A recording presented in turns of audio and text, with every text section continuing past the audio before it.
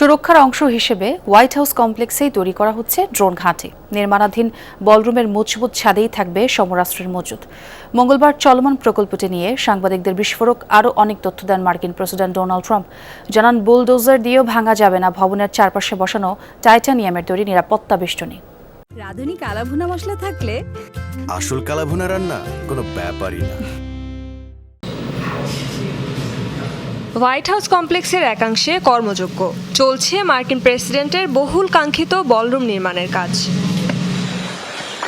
বিশেষ কক্ষ নিয়ে চমকপ্রদ তথ্য দিলেন খোদ ডোনাল্ড ট্রাম্প।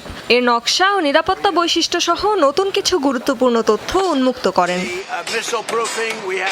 মঙ্গলবার সাংবাদিকদের সাথে নিয়ে নির্মাণস্থল পরিদর্শন করেন বিশ্বের সবচেয়ে ক্ষমতাধর এই ব্যক্তি।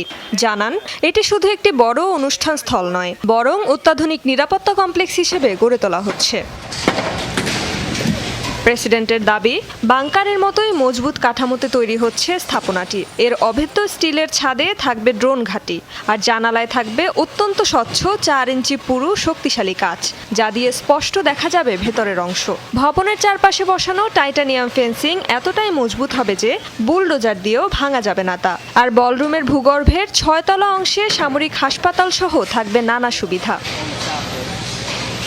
প্রায় 90,000 বর্গফুটের এই প্রকল্পটির আয়তন পাশের ঐতিহাসিক হোয়াইট হাউস ভবনের চেয়েও বড়। ট্রাম্পের দাবি, প্রায় 1000 অতিথির বড় অনুষ্ঠান আয়োজনের জন্যই তৈরি করা হচ্ছে বলরুমটি, কারণ হোয়াইট হাউসের বর্তমান সুবিধাগুলো এত বড় আয়োজনের জন্য যথেষ্ট নয়।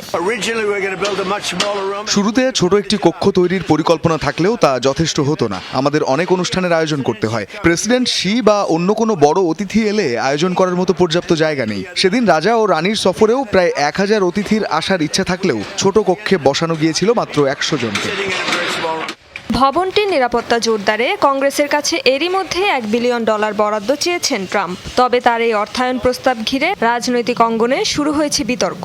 ডেমোক্র্যাটদের পাশাপাশি সমালোচনার মুখে পড়েছেন রিপাবলিকান নেতাদেরও। রেজওয়ানা সাইমা, যমুনা নিউজ।